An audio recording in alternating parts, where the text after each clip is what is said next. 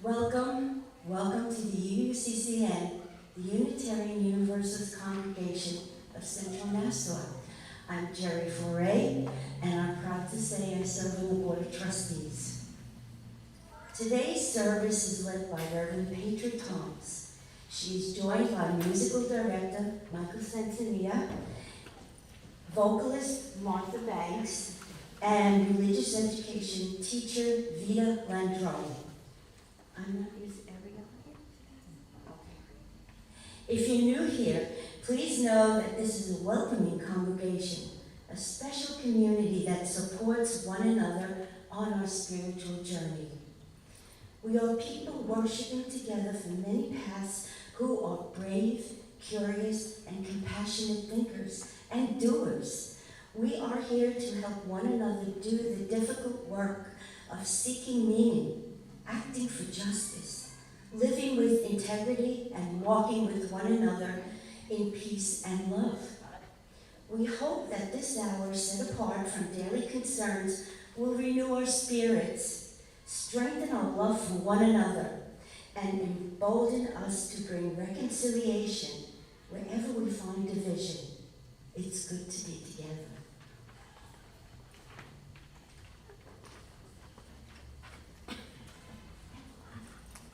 Good morning and blessings. I'm so glad to see that many of you are able to find something with a little red in it. We are lifting up those who have been trafficked, those who have been taken and missing in indigenous communities. Tomorrow is the day for Red Dress Day for missing and murdered indigenous women, girls, and trans folk. And we lift them up in prayer. But let us gather our courage in community.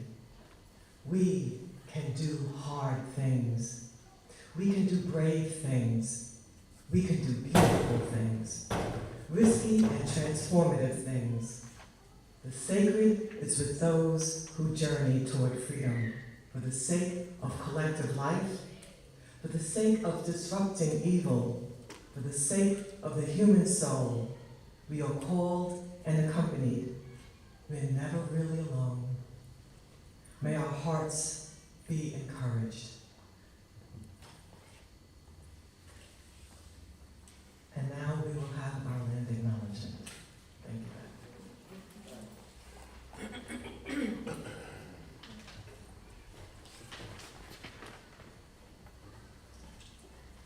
morning, everyone. I'm going to be reading our land acknowledgement. We are here on the ancestral lands of the Merrick. We were put upon Turtle Island to be caretakers, to gather in a good way, to be with Earth's children in all of their forms, those of the land, the water, and air. Let this land acknowledgement be the beginning of our return to unity. Let us be guardians of all beings, the four-legged, the flyers, the swimmers, the crawlers, the mammal people, the green, the rock people, and all of the created world. Let harmony and justice guide our actions for peace.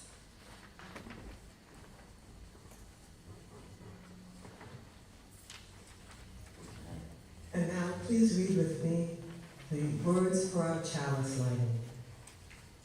The chalice is lit in honor of our faith and belief in the inevitability of change. Let us shine our light as we grow and transform ourselves anew. And now for our opening song, please rise as you are willing and able to number 188, Come, Come, whoever you are. Good morning. Good morning. Good morning. So here's what we're going to do. Martha and I will sing through this once just to remind you how it goes. And then you people over there, you're going to sing with Martha, and you people over here, you're going to sing with me. Okay. Come. Ready? And come, come, whoever you are, wanderer, worshiper, lover of living, ours is no caravan of despair. Come, yet again come. Come, come, whoever you are, wanderer, worshiper, lover of living, cause is no caravan. Whoever you are, wanderer, worshiper, lover of living, houses no caravan of despair. Come, yes again come, leaving causes no harm. Wherever you are, wanderer, worshiper, lover of living, houses no caravan of despair. Come, yes again come, leaving causes no yet come despair. Come, yet come.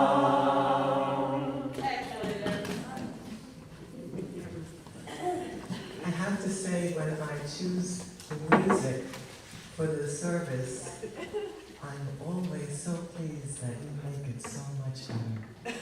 Thank you so much.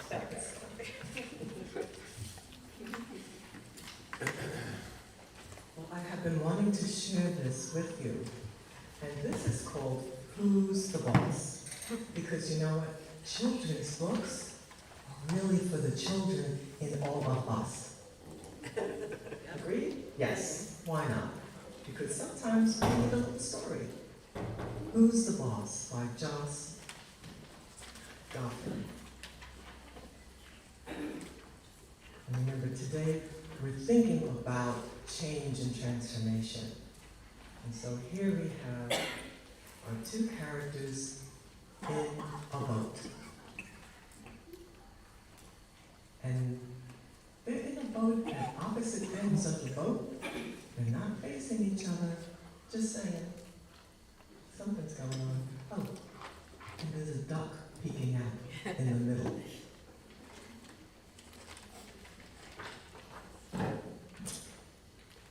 And one says, I am the boss. And the next one says, no, I am the boss. Ooh, sounds like politics.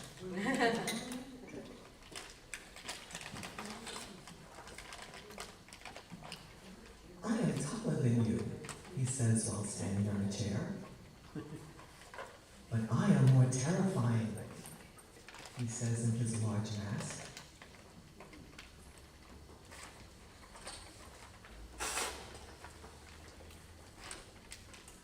I have invented a better bouncing machine. My invention is supremely superior.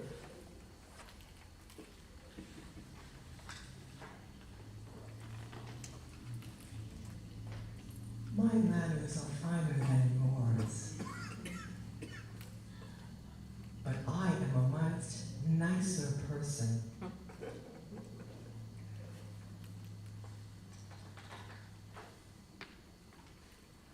I am master of the sword, and I am king of all that I see.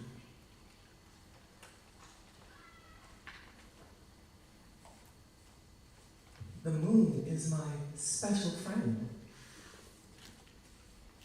but you can't spin like a top.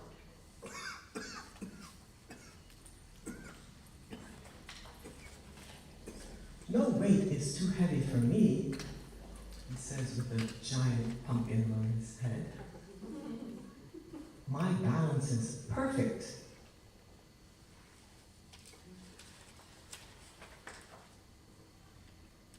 Even lightning obeys my command. I think that's a paper cutout. I am exceptionally gifted.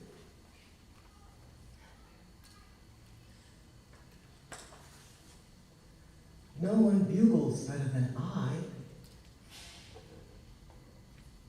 and no one moves faster than I. Just a whoosh.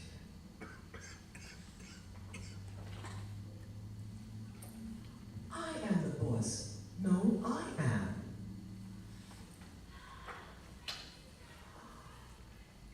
Crack, and the boat hits a rock.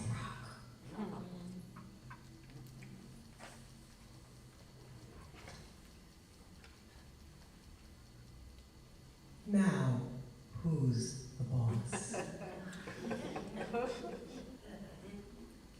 A wise person once said to me that competition can be the thief of joy. So as we think about our change and our transformation and our coming together, that we be opening to listen to each other, to respect each other's gifts, and to recognize we all have something to share. And it's not in competition, it's in collaboration.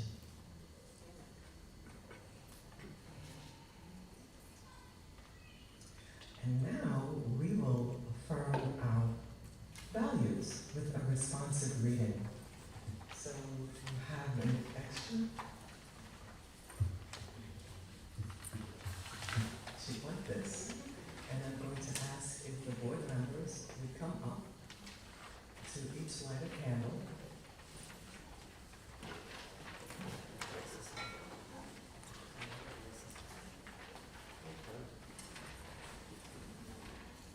Say the church.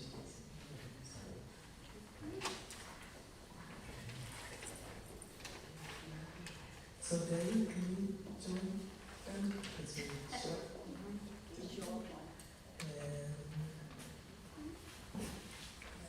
Leslie, can you come up? Leslie, can you come up? Because you're going to light a candle too. So,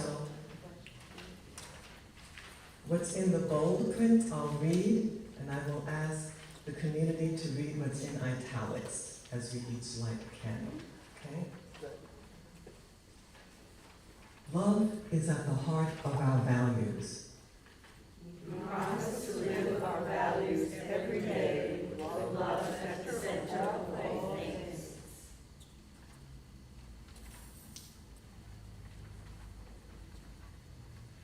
Anita? Equity is the value of our inclusive community. We believe in the inherent worthiness of all.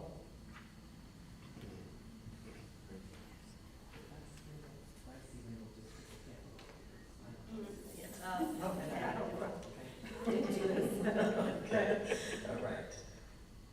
Interdependence teaches us we are all connected. So Jerry? We will only be made whole when we live as co-inhabitants of the world. Justice is essential for peace and building a beloved community.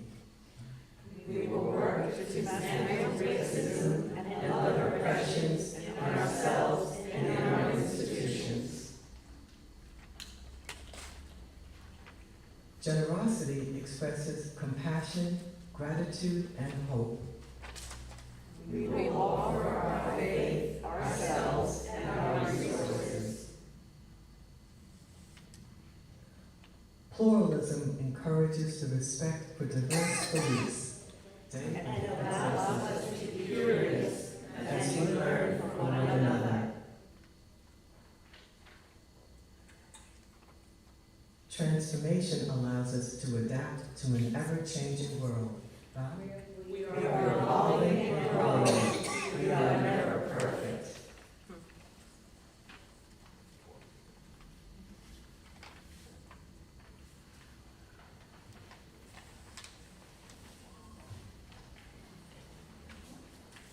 Thank you all. And now for the announcements.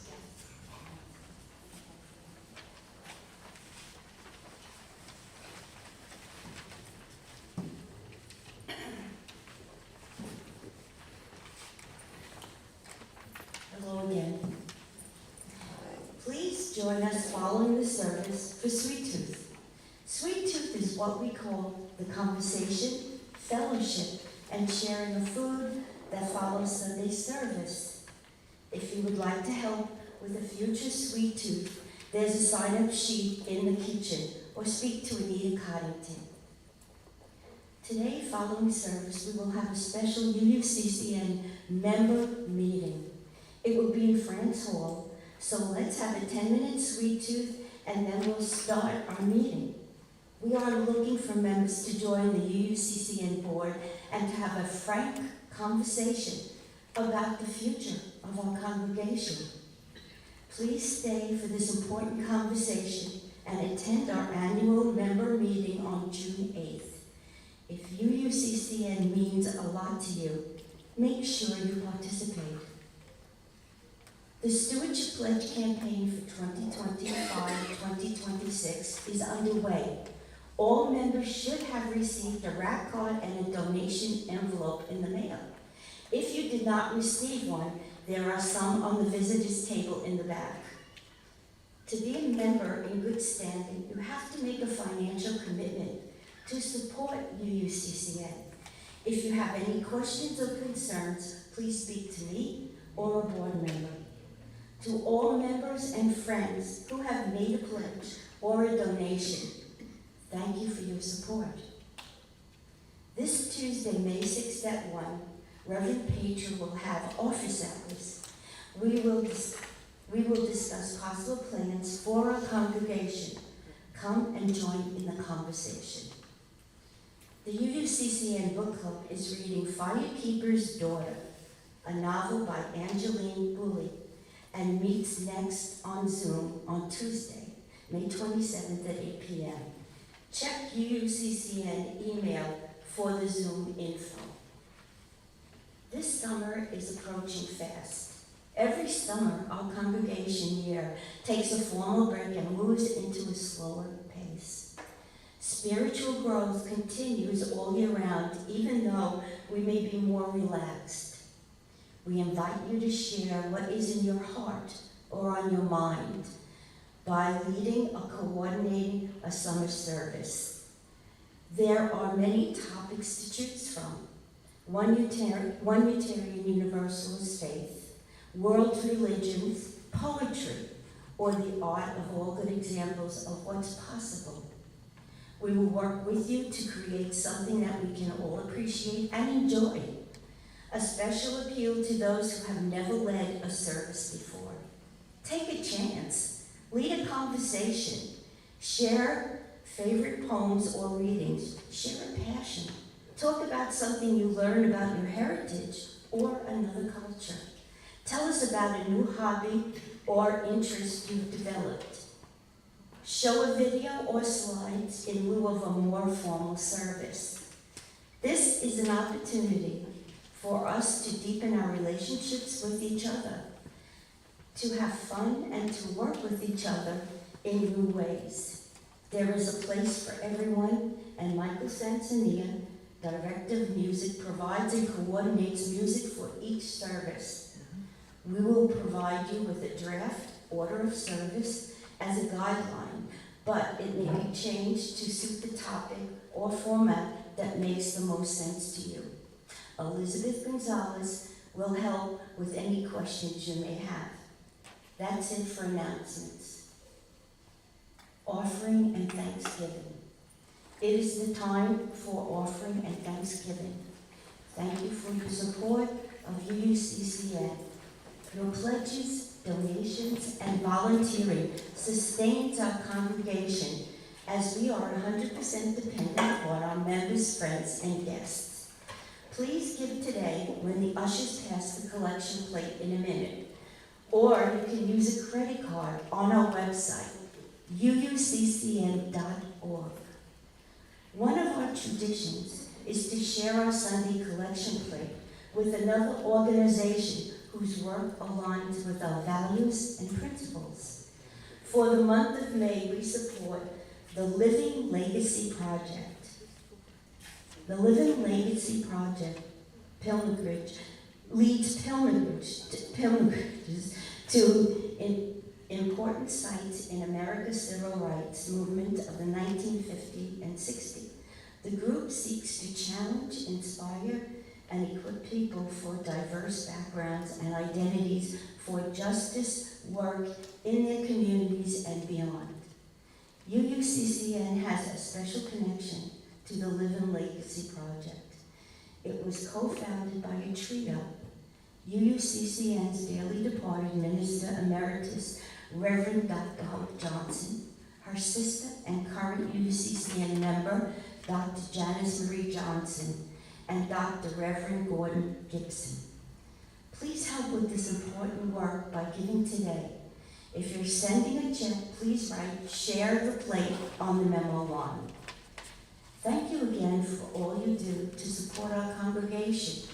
We are truly grateful and truly blessed by the generosity of our community.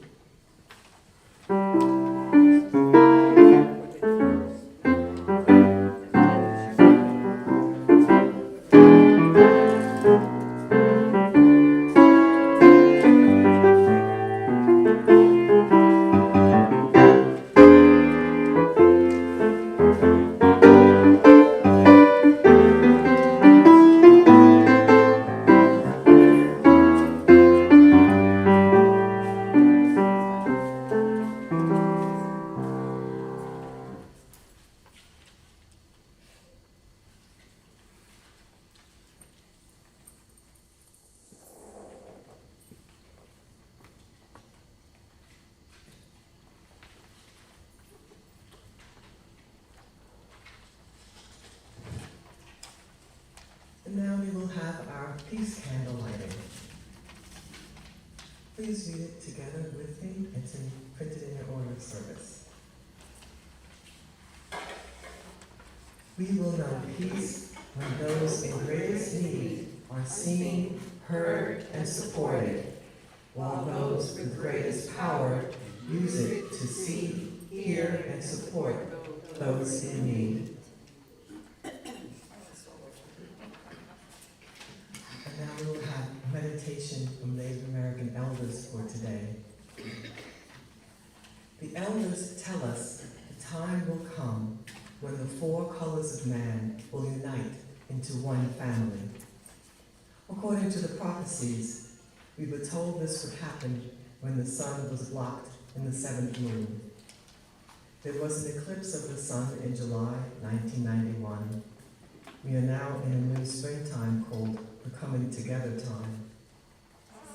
Each of the four colors of man has knowledge that the other colors need to heal their families. Let us all be willing to all sit in a circle and respect our differences. song number 211, We Are Climbing Jacob's Ladder.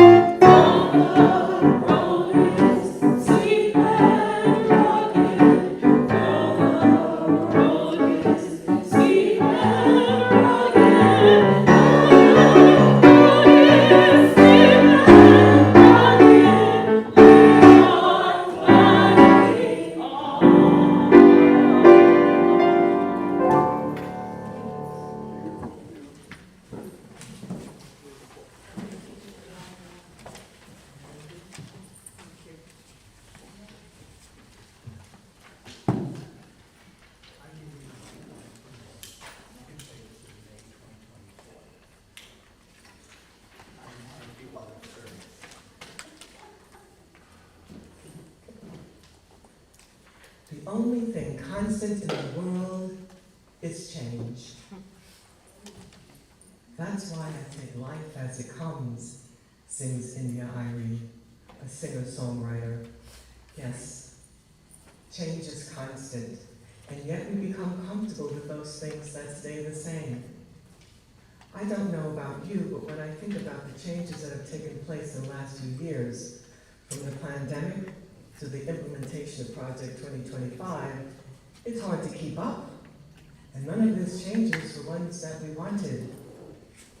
The great challenge is to take life as it comes and accept the changes and go with it. My mentor, Clyde Grubbs, reminds me of the Cherokee creation myth. In the myth, Earth is seen as a deerskin stretched across the four corners of the world. And we humans attempt to walk upon the deerskin and maintain our balance. The skin is like walking on a trampoline. We are challenged to stay upright and balance ourselves. We fall and get up over and over again. That is our life upon the deerskin. And that is so true. We are constantly going up and down. And since I've been here at this congregation, I've learned so many of your stories. There have been tremendous losses, and still there have been instances of finding love anew. People have moved away, ministers have changed, children have been raised, and now they've left the nest. Grandchildren are welcomed. We all lived through COVID-19 pandemic, and some are affected with long COVID. We have lost some members and found new friends. Change is constant, and unbelievably, we are changing too. Or are we? Can change be happening all around us while we're not changing as well? How does the act of transformation come about? I was reading the autobiography of Viola Davis, the EGOT, the winner of an Emmy, Golden Globe, Oscar, and Tony,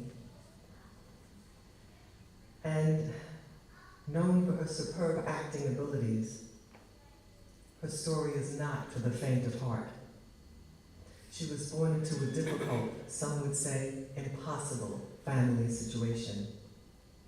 Her father was a philanderer and would physically abuse her mother on a regular basis. She remained loyal to him and tried to do her best for their 6 children, Viola being the 5th. They were allowed to live rent-free in a building by the mayor, mind you, because it was condemned. There was no heat, no hot water, and in freezing temperatures, the pipes would freeze, leaving no water at all. They relied on their school lunches for meals and the thrift store for their clothing.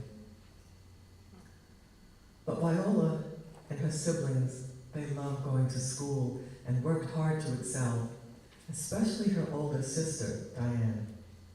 She and her brother had lived with their grandparents, but at one point came back to live with them. Now I'll read from Viola's book. When I met Diane for the first time, it was a rare occasion when we had hot water. I was maybe 5 years old. Diane was 9 when she walked into our lives in Central Falls. I remember her so clearly. She wore a nice coat. She had money. She smelled nice. I was taking a bath and allegedly fussing about getting dressed when I heard Diane say, "Where's my baby sister?" She came into the bathroom. I looked at her and she stared at me. It was love. In my child brain, part of the love was her offer to buy me candy from Gabe's store. As an adult, though, I recognized there was something more important that made me love her. She looked around at the disheveled apartment. "Viola, you don't want to live like this when you get older, do you?" she asked in a whisper. She didn't want my mom to hear. "No, Diane. You need to have a really clear idea of how you're going to make it out if you don't want to be poor for the rest of your life. You have to decide what you want to be. Then you have to work really hard," she whispered. I remember thinking, I just want candy. I couldn't understand the abstract. I was too young. But something I didn't have the words for yet could feel, shifted inside me. What do I want to be? The first seed had been planted. Was there a way out? Achieving, becoming somebody, became my idea of being alive. I felt that achievement could detox from the bad stuff. It would detox the poverty. It would detox the fact that I felt less than. Being the only Black family in Central Falls, I could be reborn a successful person. I wanted to achieve more than what my mother had. From age 5, because of Diane, recreation and reinvention and redefinition became my mission, although I could not have articulated it. She simply was my supernatural ally. Much later, after college, after Juilliard, Broadway stages, after first being nominated for awards, Emmy, Oscar, Tony, I could finally actually articulate what that big moment was, prompted by my sister that day. It was the catalyst or agent that provoked a larger question. Aren't I somebody now? What do I have to do to be worthy?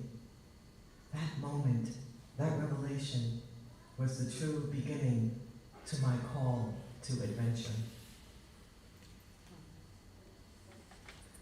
We can hear from this reading that seed to break free from the cycle of poverty was planted in young Viola by her sister. So in our stories, there is a way for us to accept change and transform as well. And I've been reading this book by J.J.R. Taylor.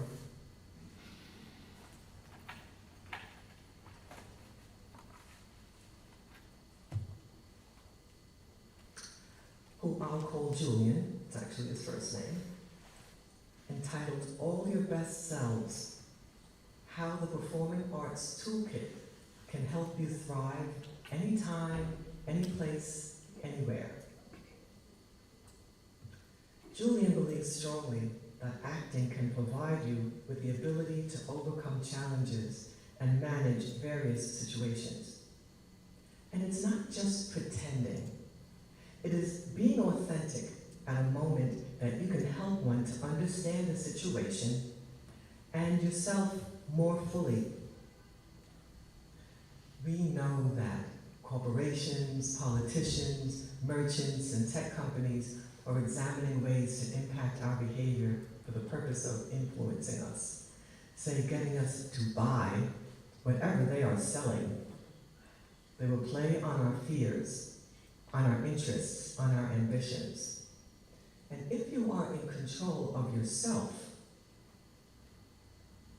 you could undermine their ability to manipulate you. Julian says, self-mastery has long been the most important form of freedom. It's up to you to break the shackles. We fear change and transformation, even when we know it would save us. Viola Davis's sister Diane planted that seed, and she needed to change, transform her circumstances. Even as a child, she knew she needed to work towards that. Julian continues, everything in life is a learned skill, including being human.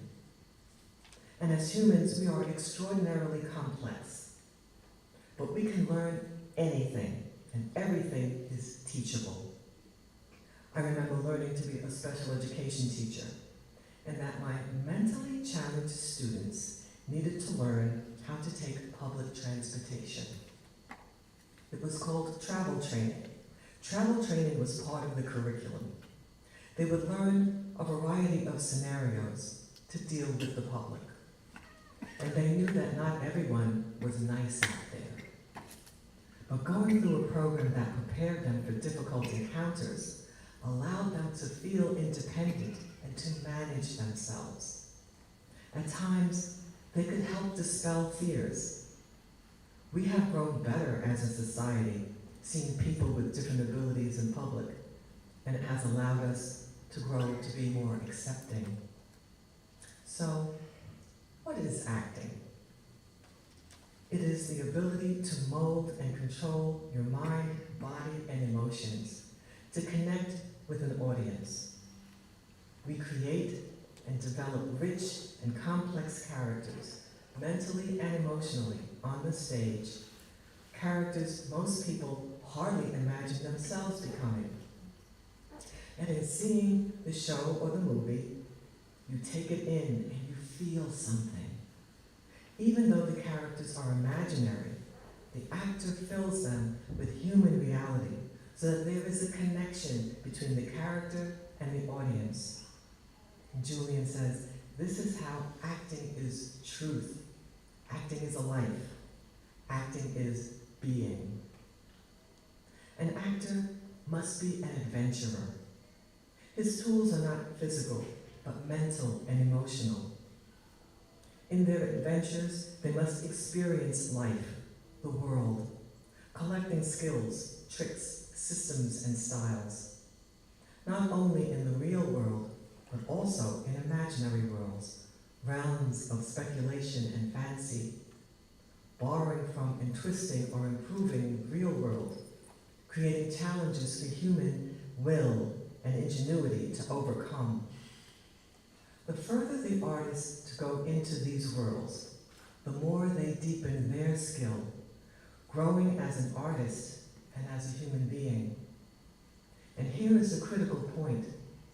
The art of acting is about truth, not deception. In learning a character, one is becoming that character.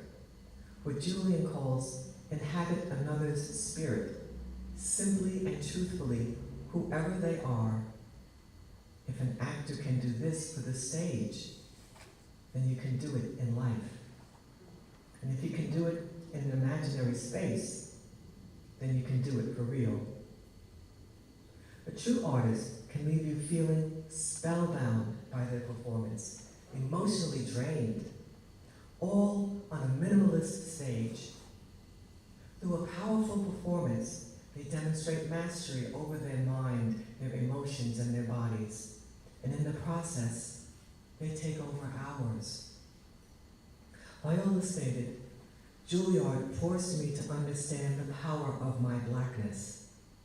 I spent so much of my childhood defending it, being ridiculed for it. Then in college, proving I was good enough. I had compartmentalized me. At Juilliard, I was mad.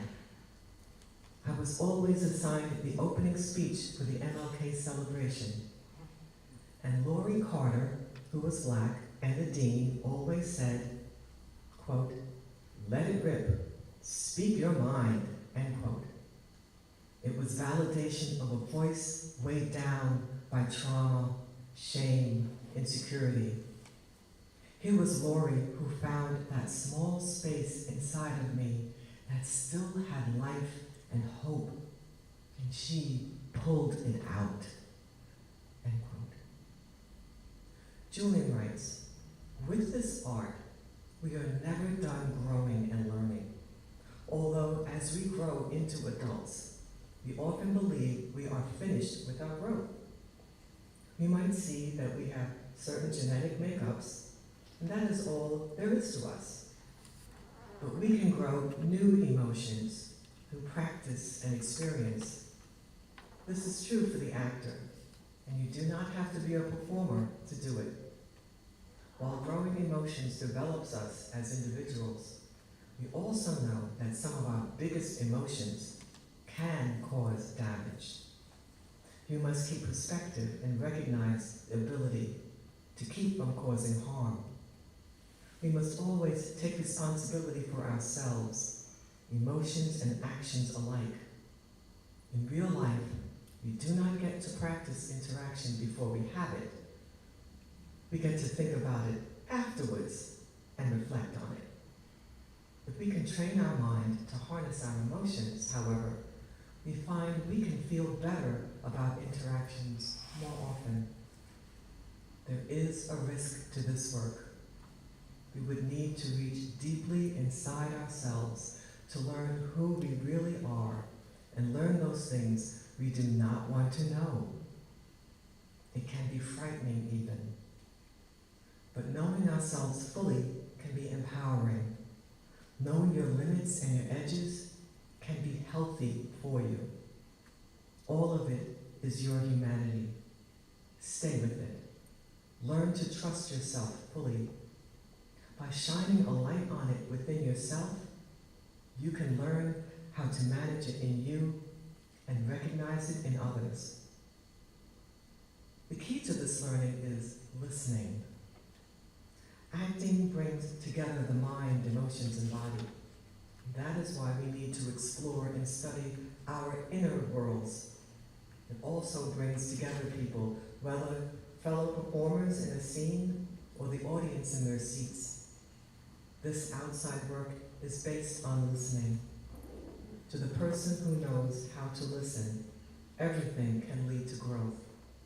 But no one is perfectly able to find positive aspects in all things. Sometimes an experience just doesn't work, and you have to admit that and move on. Julian concludes, each day we wake up is a gift. What we do with ourselves can be its own kind of gift. When you begin to see what you don't know, you can start to get curious. Listening comes after self-reflection, because it is during our moments of self-inventory and contemplation that we can find our limitations. We will be embarking on discussions around our congregation's well-being and what we can do to go forward. It is time to listen. It is time to be open to possibilities. It is time to be aware that we all have gifts and talents to bring to the table. We may need to see things differently than how they have been before, and that leaves us open to inventing ourselves anew. We can grow, we can change, to shift like Viola did. We can transform. A 5-year-old Viola had a seed planted in her by her older sister, who she met for the first time. Her words inspired her to see her way, her life in a new way. Her acts of transforming saved her life. She became an EGOT, an accomplished actress, one who can connect with us and make us feel. We might not have her challenges, but we can be hopeful of growing in new and wonderful ways. My constant hope and prayer is for the good of this beautiful community to grow. May it be so. Amen. Ashe, Aho, and blessed be.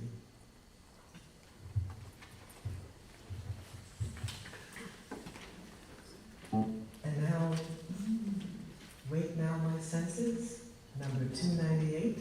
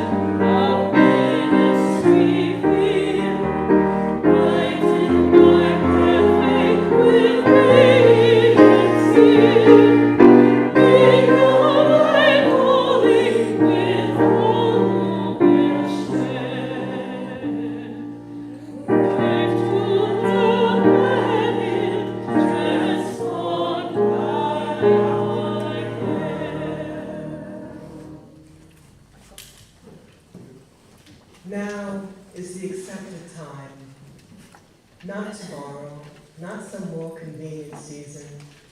It is today that our best work can be done, and not some future day or future year. It is today that we fit ourselves with the greater usefulness of tomorrow. Today is the seed time.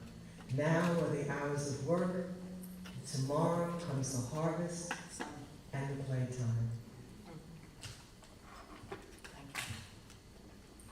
We extinguish this flame as the time of this service comes to an end.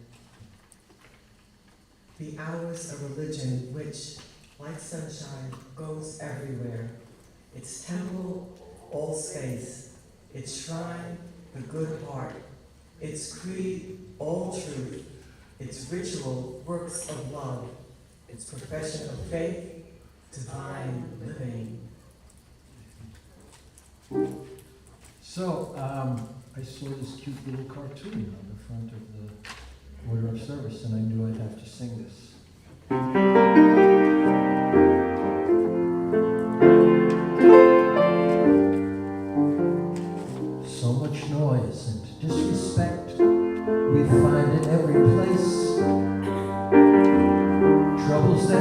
don't expect, and people in your face.